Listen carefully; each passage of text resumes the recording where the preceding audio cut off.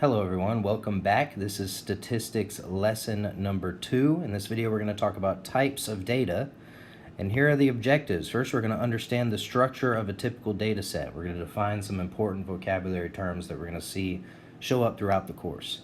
Then we're going to distinguish between different types of variables. So first, between qualitative and quantitative, then ordinal and nominal, and then discrete and continuous. And with these, we're going to look at a lot of different examples, and I'm going to ask you to pause the video and try some stuff on your own.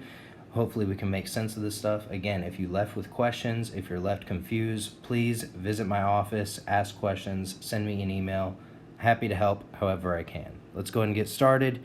In the previous section, we talked about various methods of collecting information by sampling. We talked about sampling methods.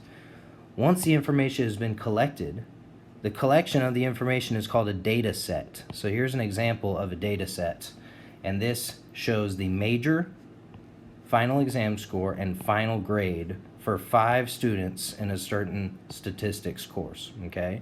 So our sample contains 5 statistics students, and the data we collect is about their major, final exam score, and grade in the course. So the above table illustrates some basic features that are found in most data sets. First of all, information is collected on individuals.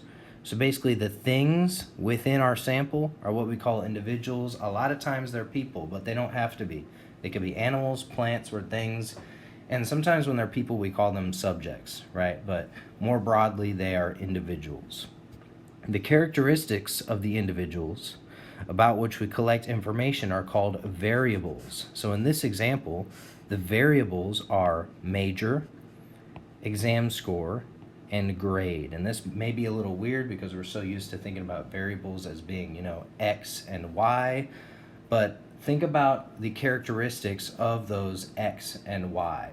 They vary. They can take on different values, right? X could be 3, it could be pi, it could be 10/7, right? They take on different values. They vary in the same way that major varies depending on the individual we are looking at. It could be psychology, it could be business, it could be communications, right? So major takes on different values in the same way that X does when we're looking at equations and functions and stuff. Similarly, the final exam score and the grade can both vary depending on the individual. We call these variables. Major, exam score, and grade are examples of variables. So finally, the values of the variables that we obtain are the data. So for this example, the data for individual 1 is that their major is psychology, their exam score is 92, and their grade in the course is an A, right? So that is the data for individual number 1. All right, so variables can be divided into 2 types, qualitative and quantitative. Qualitative variables classify individuals into categories. So some examples of qualitative variables are college major, letter grade, and gender. And we actually saw 2 of these 3 examples in the last example of that data set. We saw college major and letter grade. These are both categories. For example, college major, that can be psychology, engineering, math, communications, right? These are all categories. Same with letter grade, A, B, C, D, F, all categories, right? In contrast, quantitative variables are numerical and tell how much or how many of something there is. So some examples of this are exam score, height, and weight. These are all counts or measurements, right? And that's a good way to, in general, distinguish between these two, is that quantitative variables are counts or measurements, whereas qualitative variables are categories, okay? So let's look at some examples. We're going to practice this, and this is where I encourage you to pause the video and try this on your own and see if you can determine which of the following variables are qualitative and which are quantitative. All right, so hopefully you've paused the video and tried this on your own. Let's go through this. A person's age. This is a count or measurement, right? So this is a quantitative variable. Quantitative, because again, it's a count or measurement. It's not a category. A person's place of birth, that's a category, right? It's not a count or measurement, so this is a qualitative variable. This is qualitative. The mileage in miles per gallon of a car. Again, a count or measurement. Quantitative. The last example, the color of a car. This is a category. This is a qualitative variable. So the color of a car is a qualitative variable. All right, hopefully that makes sense. Let's move on to the next objective. So variables in general can be divided into qualitative and quantitative. Additionally, qualitative variables can be divided into ordinal and nominal, right? So ordinal and nominal variables are both types of qualitative variables. So we're looking at categories, okay? So an ordinal variable, these have a natural ordering. There's a way to naturally order them. So for example, letter grade, although these are categories, A, B, C, D, and F, there is a natural way to order them from biggest to smallest or smallest to biggest, right? So this is an example of an ordinal variable. In contrast, nominal variables have no natural ordering. So a person's gender or the color of their car, for example. How can you order car colors? That doesn't really make sense. There is no smallest and biggest. There's no natural way to order them. So we call them nominal variables. So let's see if we can practice this again, looking at a couple of examples. And I encourage you to pause the video. These are both examples, again, of qualitative variables. But further, we want to determine whether they are ordinal or nominal. So again, pause the video and see if you can try this on your own. All right, hopefully you've paused and tried it. So the first example, shirt sizes. So we have small, medium, large, XL, double XL, etc. if you want to keep adding sizes. The point is that there is a natural way to order these from smallest to largest. So because there are categories, they are of course qualitative variables, but because they can be ordered in a natural way, they are ordinal variables as well. So this is an example of an ordinal variable. State of residence, Texas, Oklahoma, California. How can you order states in a natural way?